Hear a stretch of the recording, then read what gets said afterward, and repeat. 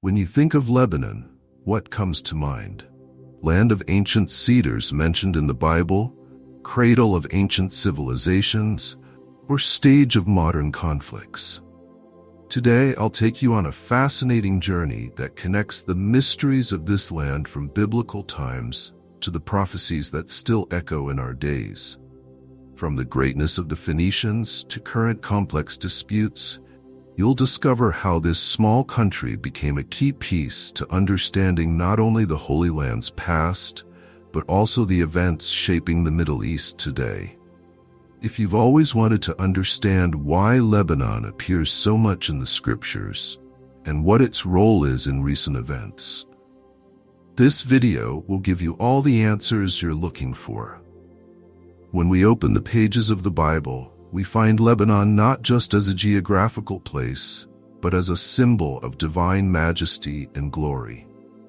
The cedars of Lebanon, trees that can reach 40 meters in height and live more than 2,000 years, are described in Scripture as one of God's greatest creations. The cedars of Lebanon, which He planted, where birds make their nests, says Psalm 104:16-17, revealing not only the greatness of these trees, but their role in the divine plan.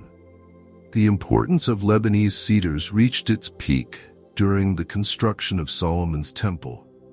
It wasn't by chance that Israel's wisest king specifically chose this wood to build God's house. The biblical text reveals that Solomon sent a message to Hiram, king of Tyre, "Give orders to cut cedars of Lebanon for me." 1 Kings 5 verse 6. This choice wasn't merely practical, although cedar wood is naturally resistant to insects and decay, but carried deep spiritual significance. The Old Testament prophets frequently used Lebanon as a powerful metaphor in their visions and prophecies. Isaiah, for example, uses the image of Lebanon's cedars to illustrate human pride that will be humbled. "For the day of the Lord of hosts shall be upon everyone who is proud and lofty, and upon everyone who is lifted up, that he may be brought low, and upon all the cedars of Lebanon that are high and lifted up." Isaiah 2:12-13. Ezekiel, in turn, uses Lebanon in one of the most intriguing prophecies about this region's future. In Ezekiel 31, the prophet compares the Assyrian Empire to a cedar of Lebanon, using this metaphor to warn Egypt about the danger of pride and self-sufficiency. This prophecy not only illustrates the power of ancient nations, but establishes a prophetic pattern that echoes to our days. Lebanon's strategic location couldn't be more significant in the biblical context. Situated north of Israel, Lebanese territory served as a natural bridge between Mediterranean civilizations and those of the Middle East interior. This privileged position made Lebanon a meeting point of cultures and a vital commercial center throughout biblical history. The mountains of Lebanon, which rise majestically from the Mediterranean coast, are mentioned in Scripture not only for their beauty, but for their role as territorial landmarks and spiritual reference points. The very name Lebanon derives from the Semitic word meaning white, a reference to the snow that covers its highest peaks during much of the year. The fertility of Lebanese valleys and the abundance of water flowing from its mountains made this land a symbol of prosperity and divine blessing. The prophet Hosea compares Israel's restoration to Lebanon's beauty. "His branches shall spread, and his beauty shall be like an olive tree, and his fragrance like Lebanon." Hosea 14:6. The trade routes that crossed Lebanese territory, collectively known as the Way of the Sea, were essential for the development of ancient civilizations and the spread of biblical narratives. It was through these routes that merchants, prophets, and pilgrims traveled, carrying not only goods but also the stories and prophecies we find in Scripture today. Lebanon in Scripture is not just a passive setting, but an active participant in the narrative of divine redemption. Its mountains, cedars, and unique geographical position make it a living testimony to sacred history. A testimony that continues to speak to our days through the pages of the Bible and archaeological discoveries that continue to confirm biblical accounts. As we explore these sacred connections, we begin to understand why Lebanon occupied such a special place in the hearts of biblical writers, and why its prophecies about this land remain relevant today. And it is precisely this relevance that leads us to explore one of the most fascinating chapters in this region's history: the rise and development of Phoenician civilization, which shaped not only ancient Lebanon, but left a legacy that influences the world to this day. As we continue our journey through Lebanon's history, we find an extraordinary people who transformed this territory into one of the greatest centers of civilization in the ancient world. The Phoenicians. While Lebanon's cedars pointed to the heavens as symbols of divine glory, the Phoenicians built on the coasts of this land a commercial empire that would forever change the course of human history.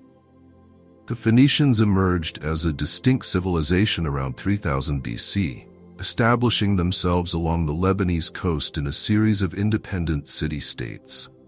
Tyre, Sidon, Byblos, and Berytus, modern-day Beirut, became the power centers of a civilization that would dominate the Mediterranean for the next 2 millennia. What few know is that these same Phoenicians were the Canaanites mentioned in the Bible, but with a crucial difference. While their inland cousins remained primarily agricultural, the coastal Phoenicians became masters of the sea and trade. The Phoenician political organization was unique for its time. Instead of building a centralized empire, each city-state maintained its autonomy, united by a common culture and language, but free to pursue their own commercial and diplomatic interests. This flexible system proved incredibly resilient, allowing the Phoenicians to survive and thrive even as larger empires rose and fell around them. The Phoenicians' greatest contribution to humanity was, undoubtedly, the development of the first truly functional alphabet. This revolutionary writing system, with just 22 letters, represented sounds rather than concepts or syllables, making writing and reading accessible to a much larger number of people. It's fascinating to note that the alphabet you're reading now has its roots in this ancient Phoenician innovation. But the Phoenicians didn't stop there. Their navigation skills were legendary. They were the first to develop nighttime navigation techniques using the North Star, allowing them to make longer and safer journeys. Their ships, built with the famous cedars of Lebanon, were masterpieces of naval engineering, capable of transporting heavy cargo across long maritime distances. Phoenician art also left a lasting legacy, specialized in glasswork and purple dye, a precious pigment extracted from sea mollusks. Phoenician craftsmen created luxury objects that were coveted from Egypt to Mesopotamia. The Tyrian purple became so valuable that only royalty could wear it, originating the expression, "born in the purple," to designate nobility. The relationships between Phoenicians and Israelites were particularly significant and are well documented in the Bible. The high point of this cooperation occurred during Solomon's reign, when Hiram, king of Tyre, provided not only the cedars for the temple, but also skilled craftsmen for its construction. This period marks one of the most productive alliances between the two nations, symbolizing how trade and cooperation can transcend cultural and religious differences. Phoenician influence in Israel went beyond trade. Archaeologists have discovered that many architectural techniques used in Solomon's temple were of Phoenician origin, demonstrating deep cultural integration between the two peoples. However, this relationship was always harmonious. The prophets frequently warned against the adoption of Phoenician religious practices, especially the worship of Baal, which occasionally infiltrated Israelite society. The Phoenician legacy in modern Lebanon is profound and lasting. The commercial tradition, maritime orientation, and even certain cultural practices can be traced back to these ancient inhabitants of the Lebanese coast. Modern Lebanese often refer to themselves as descendants of the Phoenicians, keeping alive the memory of this extraordinary civilization. As Phoenician influence began to decline with the rise of new empires, Lebanon entered a new phase of its history, a phase that would see the rise and fall of great empires, each leaving its unique mark on this ancient land. And so we prepare to explore the crucial historical periods that would profoundly transform Lebanon's face, shaping it toward what we know today. The arrival of Alexander the Great in 332 BC marked a profound transformation in Lebanon. The ancient Phoenician cities, which had for so long maintained their independence through diplomacy and trade, found themselves facing a force they could not resist. Tyre, the most powerful of the city-states, was the only one that dared to challenge Alexander, resulting in an epic siege that lasted 7 months and ended with the city conquered through an ingenious military operation. The Hellenistic period brought a new cultural dimension to Lebanon. Greek became the language of administration and commerce, and elements of Hellenic culture merged with local traditions. The Phoenician cities, now Hellenized, maintained their commercial importance, but under a new cultural guise.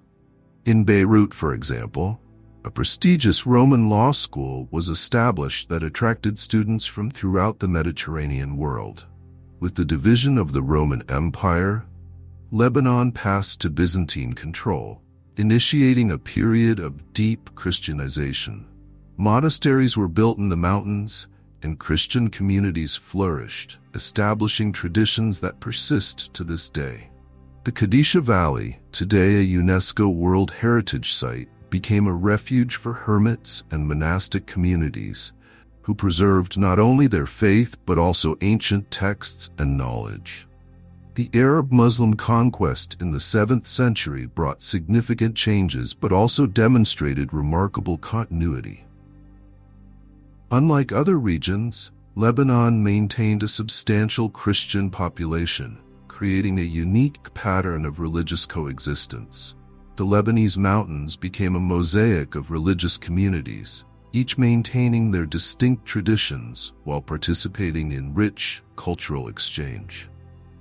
The Crusades era brought Lebanon back into the world's spotlight.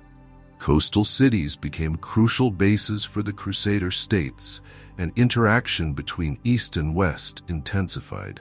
It was during this period that many of the architectural features that still mark Lebanese cities today developed, a fascinating mixture of European and Levantine styles. The Maronites, a unique Christian community in Lebanon, established important ties with Rome during this period, initiating a connection with the West that would have profound implications for the country's future.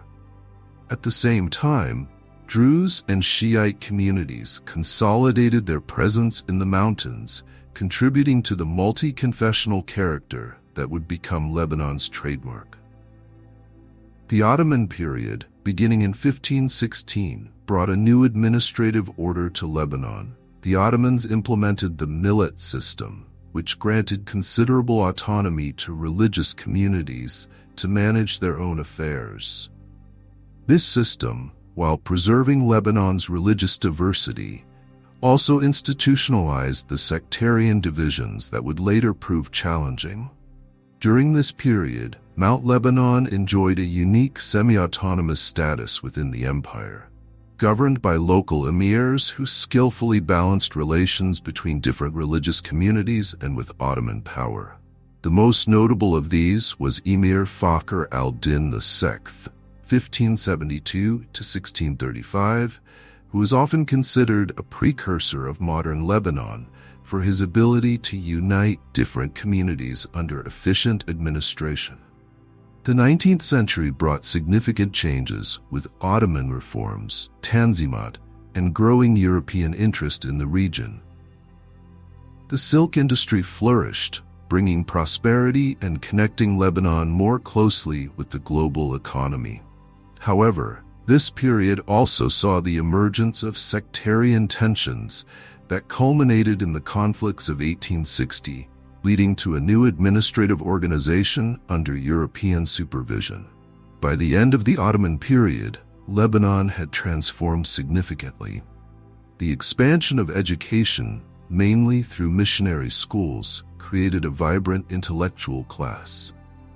The Arab cultural renaissance, Nahda, found an important center in Beirut, where writers and thinkers developed new ideas about identity, modernity, and nationalism.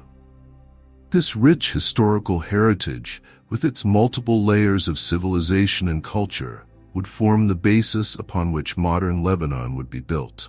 As the Ottoman Empire approached its end, new forces began to shape the country's future, preparing the ground for the dramatic events that would give rise to Lebanon as an independent nation. The end of the Ottoman Empire after World War I marked a decisive moment for Lebanon. In 1920, France received the League of Nations mandate over the territory, creating Greater Lebanon by annexing coastal areas and the Bekaa Valley to historical Mount Lebanon. This decision, while establishing the borders of modern Lebanon, also introduced new challenges by incorporating a predominantly Muslim population into what had been a predominantly Christian territory. The French Mandate, 1920 to 1943, was a period of profound transformations. The French implemented modern institutions, developed infrastructure, and established a political system that attempted to balance the interests of different religious communities. The 1926 Constitution established a parliamentary republic, but maintained a confessional system that divided political power among the main religious communities. Independence, achieved in 1943, was marked by the establishment of the National Pact, an unwritten agreement that would become the basis of the Lebanese political system. The pact established that the president would always be a Maronite Christian, the prime minister a Sunni Muslim, and the parliament speaker a Shiite Muslim. This arrangement, although providing initial stability, carried within it the seeds of future conflicts. The 1950s and 1960s were known as Lebanon's Golden Age. Beirut became the Paris of the Middle East, a financial and cultural center that attracted visitors from around the world. However, under this prosperous surface, growing tensions threatened the country's stability. The influx of Palestinian refugees after 1948, growing socioeconomic inequalities, and demographic changes that challenged the confessional balance established by the National Pact created an explosive situation. Civil war broke out in 1975, initially as a conflict between pro-Palestinian factions and Christian nationalists. Quickly, however, the conflict transformed into a complex war involving multiple factions and external powers. Israel, Syria, the PLO, and various Western powers intervened at different times, making Lebanon a battlefield for broader regional conflicts. The conflict devastated the country.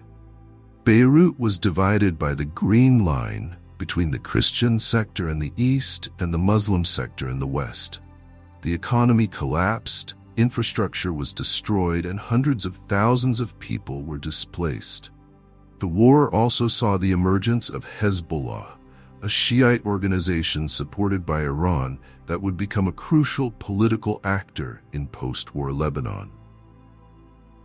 The Taif Agreement, signed in 1989 in Saudi Arabia, finally ended the civil war. The agreement modified the political system, redistributing power among religious communities and giving more authority to the Sunni prime minister and parliament. However, it maintained the essence of the confessional system, which many see as a continuing source of instability. Post-war reconstruction, led by Prime Minister Rafiq Hariri, transformed Beirut physically and economically. The central district was rebuilt, attracting investment in tourism. However, this period also saw the accumulation of enormous public debt and deepening social inequalities. The Syrian military presence, which had entered Lebanon during the civil war, continued until 2005, when Hariri's assassination sparked mass protests, the Cedar Revolution, that forced its withdrawal. This event marked the beginning of a new era in Lebanese politics, characterized by division between pro- and anti-Syria coalitions. Contemporary Lebanon faces monumental challenges. The war in neighboring Syria brought more than 1 million refugees, straining the country's infrastructure and public services. The economic crisis that intensified from 2019 is considered one of the worst in modern history, with the currency losing more than 90% of its value and much of the population falling into poverty. The catastrophic explosion at Beirut's port in August 2020 tragically symbolized the problems of governance and corruption afflicting the country. The disaster, which destroyed much of the capital and killed hundreds of people, exposed deep flaws in the country's political and administrative system. Despite these challenges, Lebanon maintains unique characteristics that offer hope for the future. Its vibrant civil society, tradition of resilience, an educated and entrepreneurial population continue to seek paths to reform and renewal. Lebanese youth, in particular, have become increasingly vocal in their demand for fundamental changes in the country's political and economic system. As Lebanon struggles to overcome its current challenges, the ancient prophecies about this land gain new relevance. And it is precisely at this point that our journey leads us to examine how ancient scriptures can shed light on the present and future of this extraordinary nation. As we observe contemporary Lebanon, it's impossible not to notice how many biblical prophecies find surprising echoes in today's reality. The prophet Isaiah, for example, predicted a time when Lebanon shall be turned into a fruitful field, and the fruitful field shall be regarded as a forest. Isaiah 29, verse 17. This prophecy seems to be reflected in the dramatic transformations that Lebanese territory has undergone over the centuries, from the decline of its ancient cedar forests to the cycles of destruction and rebirth that mark its history.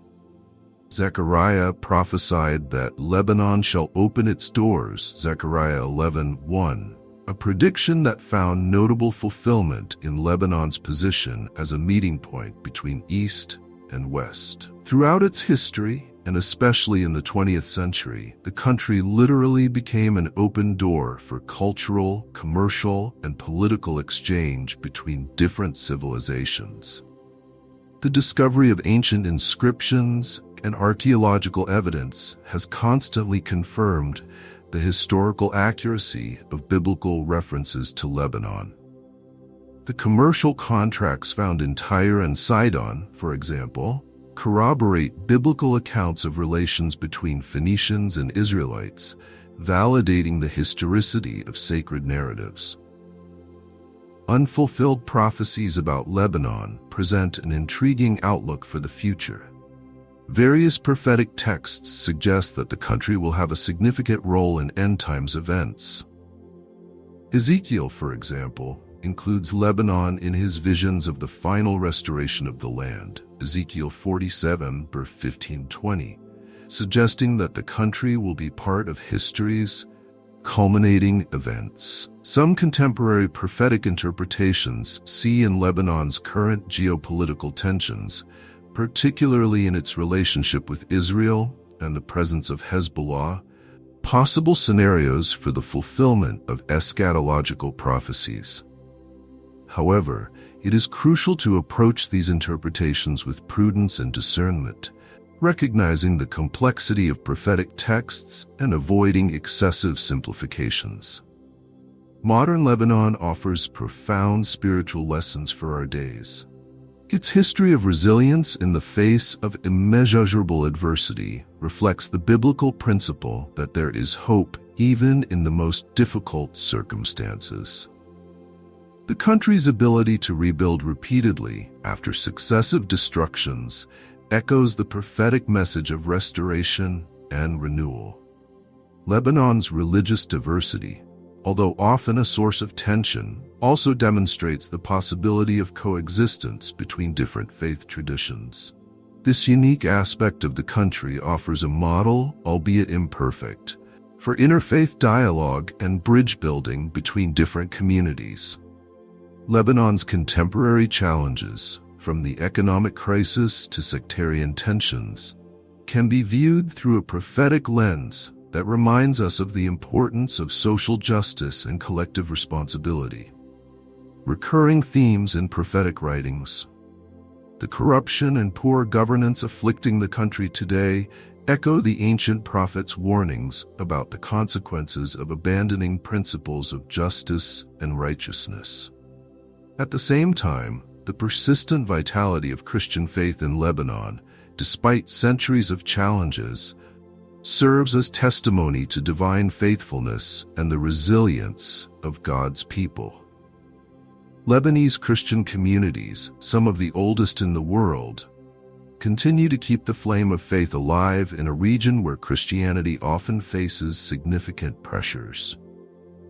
Modern Lebanon also invites us to reflect on the cyclical nature of history as presented in the Bible, periods of prosperity followed by challenges, judgment followed by restoration. The country's current situation, though difficult, is not the end of its story, just as the prophets always pointed beyond moments of crisis to a future of hope and restoration. As we contemplate Lebanon's spiritual significance today, we are reminded that, as in biblical times, this land continues to be a living testimony to the complex interaction between the divine and human, between ancient promises and contemporary realities. Its destiny remains intrinsically linked to the promises and prophecies of Scripture, inviting us to observe with attention and discernment the signs of the times in which we live. Our journey through Lebanon's history, from the majestic cedars of Scripture to the complex challenges of today, reveals an extraordinary narrative of resilience, transformation, and hope. As we've seen, this small nation carries in its DNA a history that transcends its geographical borders, interweaving with the greatest narratives of human history and divine revelation. From the Phoenicians, who revolutionized human communication with their alphabet, to the prophecies that continue to echo in our days, Lebanon remains a living testimony to the complex tapestry that God has woven through the centuries. Its history teaches us that divine promises, though sometimes seeming distant, continue to unfold on the stage of human history. The persistence of Lebanon's religious and cultural diversity, despite all challenges, reminds us that peaceful coexistence is not just a distant ideal, but a real possibility, even if imperfect. The lessons of the past and prophetic promises for the future continue to illuminate the path for those seeking to understand the signs of the times. As we conclude our exploration of Lebanon's mystery, I invite you to continue deepening your knowledge about this extraordinary land. The connections between past and present, between ancient prophecies and contemporary realities, offer us valuable keys to understanding not only the Middle East, but also the unfolding of the divine plan in our days. If you felt touched by this journey, consider some ways to become more deeply involved. Dedicate time to studying biblical prophecies related to Lebanon. Stay informed about current developments in this nation. Pray for the Lebanese people amid their current challenges, Share this knowledge with others, seeking to better understand the signs of the times. As the Arab proverb says, the man who knows his history is like a tree with deep roots. And Lebanon's roots, like its famous cedars, continue to teach us profound lessons about faith, resilience, and hope.